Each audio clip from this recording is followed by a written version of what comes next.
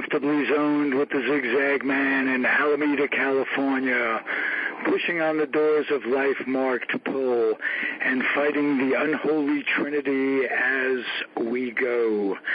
Big business, organized religion, and government.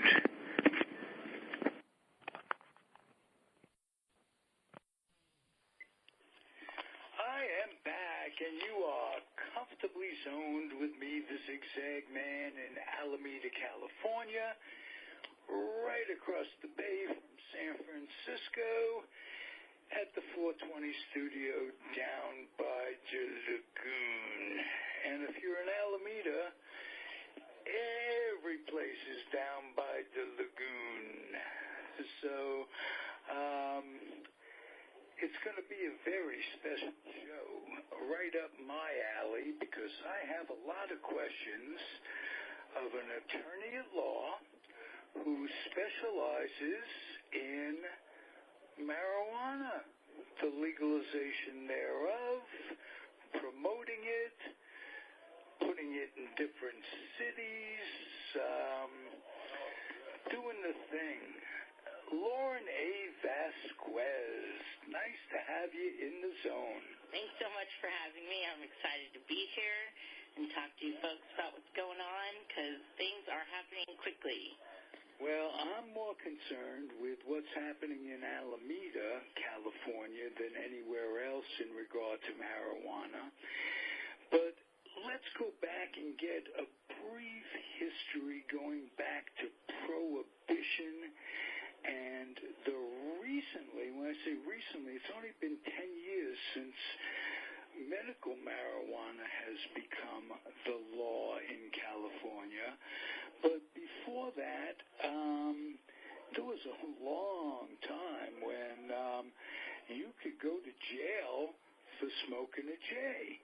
And things have changed a little bit. I want to know first from you, Lauren, what brought on prohibition and how did the state of California come out of it by legalizing medical marijuana and most recently all marijuana, but that's down the line. First, prohibition and legalization.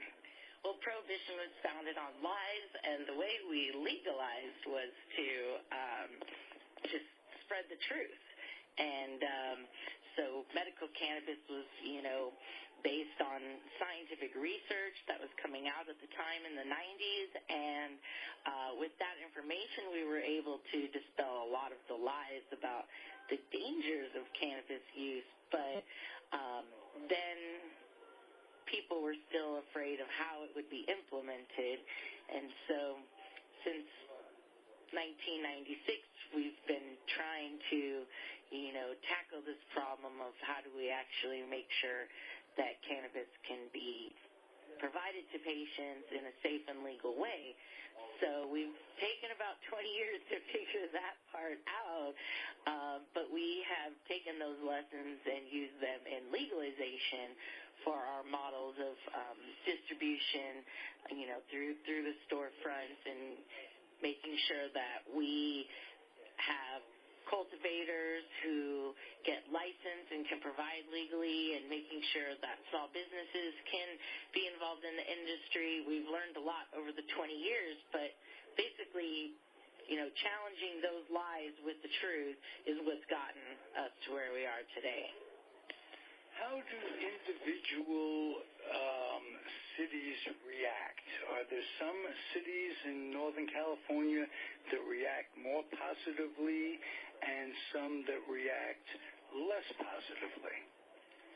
It goes in phases. It depends on when you ask. Initially for many years, most cities were opposed, and we had the few leaders, San Francisco, Berkeley,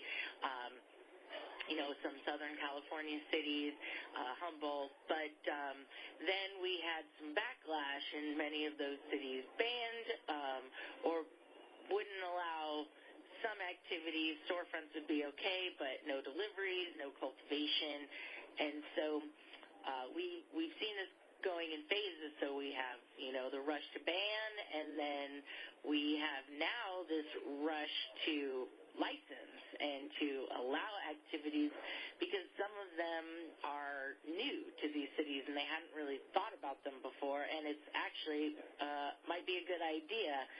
So while storefronts are public and visible and cities feel there's public safety concerns with that, manufacturing can be completely private, cultivation should be completely private, but they can both be taxed, and so the cities are a lot more comfortable with licensing that, and now that the state has a framework to license those activities, cities are considering that much more quickly than they're looking at licensing the storefronts, and many new cities are coming on board. So while we have a lot of bans, we also have a lot of new cities that are going to be licensing the cannabis businesses. Alameda in particular, are you getting favorable response from the powers that be? I think Alameda's in a really good position. We're situated here in the midst of all the other licensed cities but have a ban, but we know based on the Prop 64 results that Alamedans overwhelmingly support, legalization and, access through commercial markets. And so we do have folks here in Alameda organizing, getting together. There's a Facebook page, Alameda Island Cannabis Community, the Island City Cannabis Community. And so we're organizing because we know that the people in the city support it, and we know that the city council members are open to hearing the ideas, and with all the development on the base and the support of, the business community right across the water, all the folks who want to also set up in Alameda, I think we, will in the next year or so see some good developments. It does take time. Even when you have the support, city council meetings are still contentious, and you still have to deal with some of the reefer madness myths that come out from members of the public. So nothing's ever guaranteed, but Alameda is definitely primed to be one of the next cities to license commercial cannabis activity on all levels, from storefronts to cultivation, manufacturing, distribution as well. Beautiful. Anybody who's particularly on your side in all of this, in the city government? Well, I know that potentially the vice mayor's on our side, Malia Vea. She's a friend of mine and has supported my work in drug policy reform for years, so she understands the benefits. But, licensing is about details, and so getting to those council members and letting them know, it's not just a store, but it's a store with security, and it's a store with inventory control, and it's a store that, the police know where it's located, and if anything happens, it's easy to investigate and track versus just dealing with the black market. So we just have to, help provide the framework and show them the way with the details, but the council is open to licensing this activity. Now, these stores will be for medical marijuana at this point only. Well, no, actually, the cities are able to license all commercial cannabis activity right now, so medical or adult use. Local licensing is necessary to get a state license for adult use or medical use, and so it really is the first step. So the cities can decide, do they want to do medical only? Do they also want to license adult use? A lot of the cities are still just getting used to the idea of medical and are putting the brakes on the adult use licensing and just doing the medical licensing right now and see how that goes. But once they see how that works for their city, it's easy to integrate adult use licensing at the local level as well. So the cities have the option, but most of them are sticking to medical alone right now. Okay. Doesn't the law take effect the 1st of January of next year, although it's already in effect? So the aspects of changing the criminal penalties went into effect at midnight on election night. And then the commercial licensing rules, it's a transition process. So they don't go into effect in January. They're already in effect. It's just nobody has a license yet because the licenses won't be available until at the earliest January of 2018. So January of 2018 is when applications would be submitted, but that isn't even when they would be approved. So right now, it is okay to continue to operate as a cannabis collective with your local license and transition into the state licensing. And so there's talk at the Bureau at the state level of creating temporary licenses because there is kind of this in-between time. But you are not yet required to have a state license. You can simply work under your local license as a collective, as we have been for many years now. But as soon as those applications are made available by the state, whether it's January next year or later, that will trigger a one-year sunset for current collective law. So the collective laws stay in place. Next year you'll have the ability to apply for a license. If you get that license, you're good to go. If not, you'll have a few more months to wrap up your collective before those laws are sunsetted out. So we're in this interesting transition period right now where not only are we transitioning from existing medical laws to future state medical laws, but non-existent adult use laws to future adult use laws. It's quite a transition. Okay. Did you think when you went to law school that you'd be doing this for cannabis? Well, I did go to law school with the intention of legalizing cannabis, so I didn't think it would happen this quickly, and I didn't think that we'd have such a comprehensive licensing regime, which I think is great. We have, more than one type of activity that's licensed, and it's just like other industries. We're not being limited. I just didn't think it would happen this quickly, and I'm surprised by how many people really were willing to jump into it before it was actually legal. So now that it is, the industry is just going to snowball in ways we never could have imagined.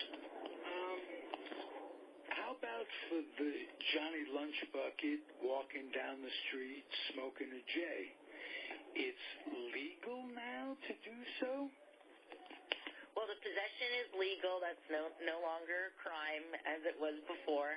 But public smoking is a citation, just like most places ban public smoking, as in the city of Alameda.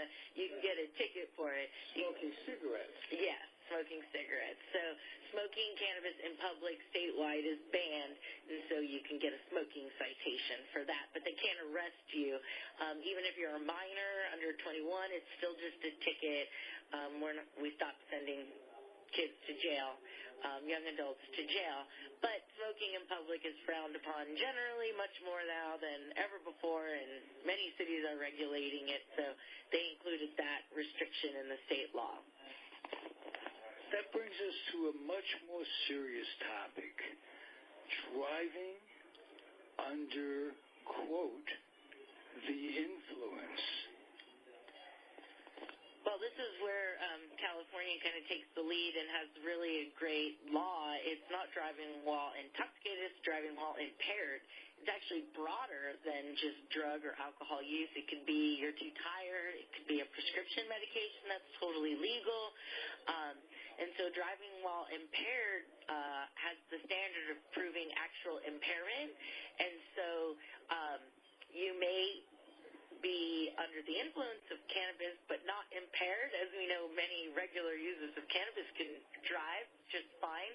So our state law doesn't have a per se THC blood level that will get you a DUI, and also just having cannabis in your system or even having just smoked cannabis does not necessarily indicate impairment. Further things have to be proven to show, oh, you were swerving, oh, you missed the stop sign, oh, you didn't signal, and you couldn't stay straight within the lines.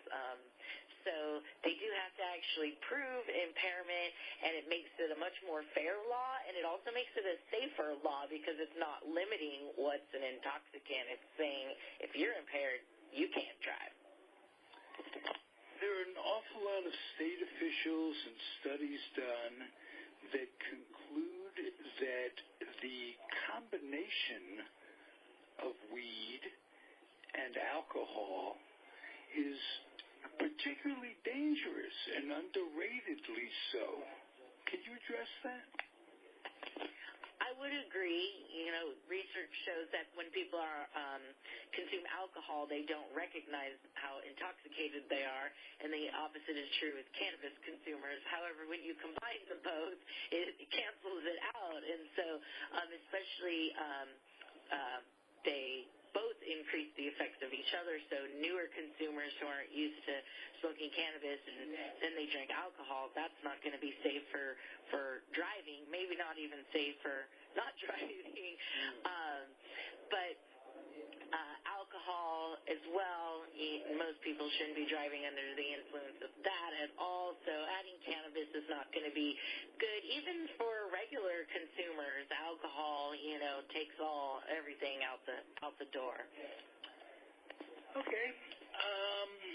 What would you suggest for young people who are anxious to make a career in a budding, no pun intended, industry? Well, what I tell young people generally about career advice is just figure out what it is you want to do every day when you wake up. Do you want to go somewhere to an office and interact with people in a team setting and work on big projects that have an impact? Do you want to run your own business and sleep in till 9 and work out of your jammies in your living room? Do you want to work outside? Do you want to wake up and go tend to plants and be in the sunshine even though you have to haul soil and water? What do you feel that you're passionate about, and then make sure you actually know what it entails.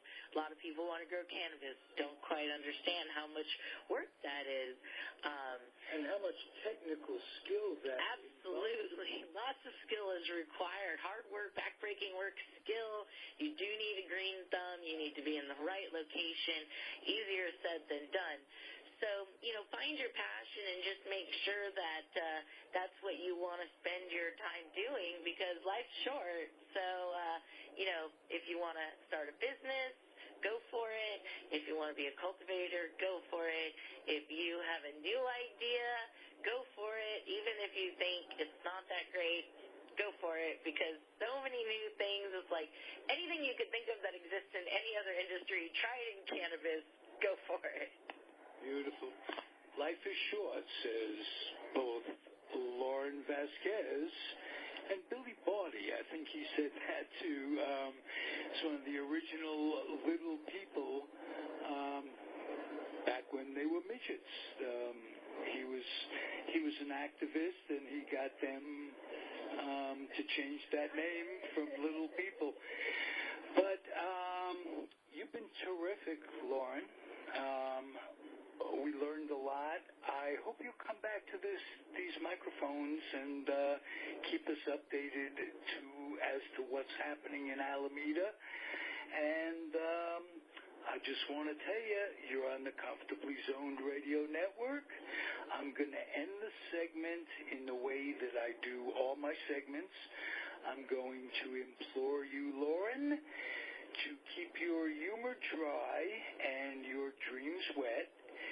Keep your children out of recruiting stations, military recruiting stations, grandchildren too, all of you. They can't come get you unless you go looking. There's no draft, so you don't have your kid be fodder. And probably equally as important to anything else, keep your children off the laps of clerics that wear dresses, just to be on the safe side. Have a great day, everybody. Adios. Thanks for being here, Lauren. Thank you. So glad to be here. Okay. That's great.